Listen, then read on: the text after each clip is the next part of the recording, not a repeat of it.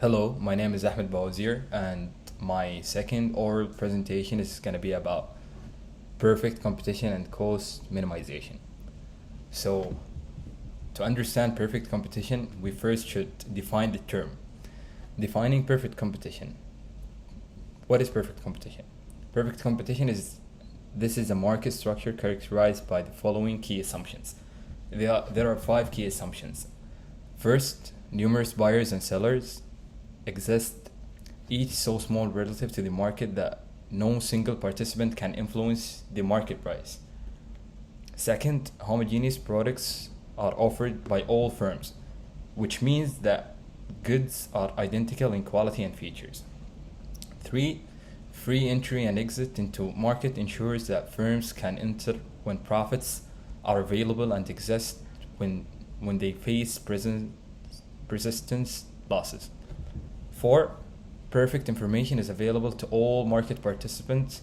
Buyers and sellers are fully informed about prices, production techniques, and market conditions. Five, there is no government intervention, so government doesn't intervene, and resources are perfectly mobile. As you can see, here are two graphs. The first graph is the firm graph, and the second one is the industry graph. As you can see in the firm graph, the lines are concave and convex to the upper side, while in the industry graph, it's directly related and it's linear to the front. As you can see here, from S to S2, it's going down, and here from P2 to P1, it's going down too, but in a horizontal way. Given these conditions, firms in perfect competition are price takers. This means that the market determines the prices, and each firm can sell any quantity of output at that prevailing price without affecting it.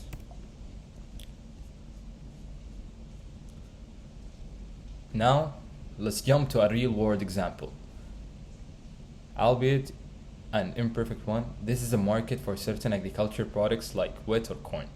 Farmers generally sell their output at market prices set by supply and demand, without any individual influence over pricing. Cost minimization and profit maximization in the short run.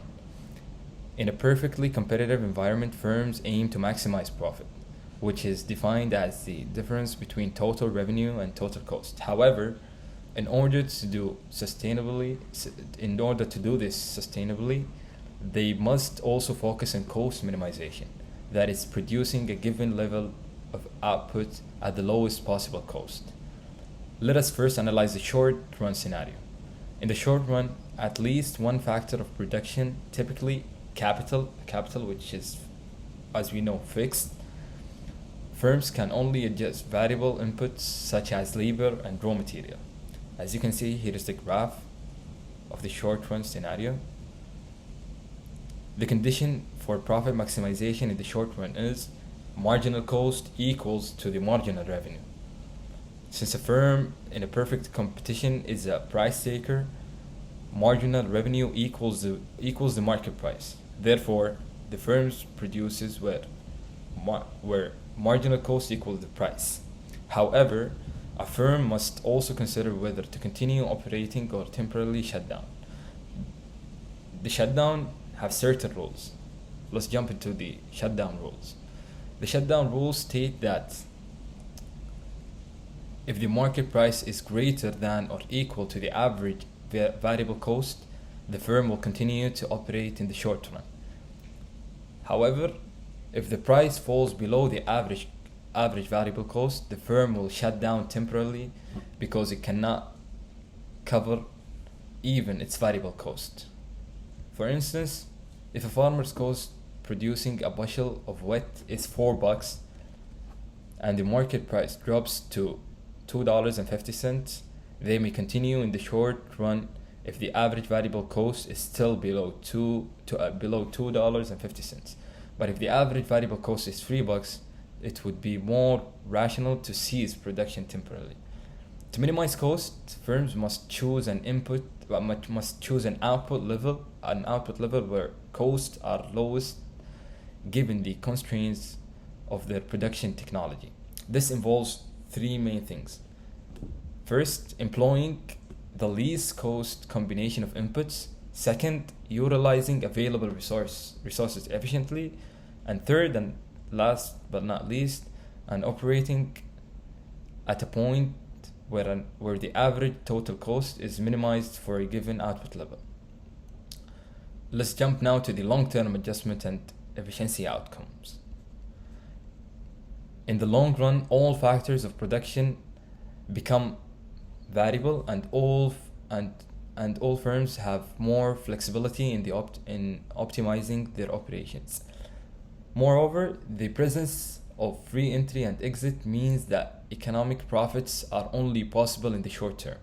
When existing firms in the market are making positive economic profits, new firms are attracted to enter the market, which means that what this leads to, it leads to it increases the overall market supply, which drives down the market price until economic profits are eliminated. So when firms incur economic losses, some will exit the industry, reducing supply and pushing the market price upward until the normal profits remain. In long-term equilibrium under perfect competition, three things should be maintained. Price equal minimum long-run average cost, economic profit equal to zero, which is the normal profit only, and then price equal marginal cost. These conditions result into two major forms of efficiency. First, productive efficiency, and second, allocative efficiency. In the productive efficiency, firms operate at the lowest point on the LRAC curve, meaning they produce goods using the least cost combination of inputs. In the allocative efficiency, resources are distributed in such a way that the quantity of goods produced reflects consumer preferences. This occurs when price equal marginal cost, indicating that the value consumers place on a good is equal to the cost of producing it. Hence, perfect competition naturally leads to optimal resource allocation and minimized production cost in the long run, making it a benchmark model for economic efficiency. So to conclude what I just said, perfect competition provides a theoretical framework in which firms are compelled to operate efficiently through competitive pressures. In both the short run and the long run, cost minimization is central to the firm's strategy. In the short run, as we explained at the beginning, this involves managing variable costs effectively, while in the long run, firms must adopt efficient production technologies and scale their operations appropriately. Although perfect competition is rare in its pure form, it remains a useful model for understanding the forces that drive cost efficiency and optimal output levels in real-world markets. That was my presentation for the second oral assignment. Thank you guys for listening. I wish that my presentation was good, and thank you so much.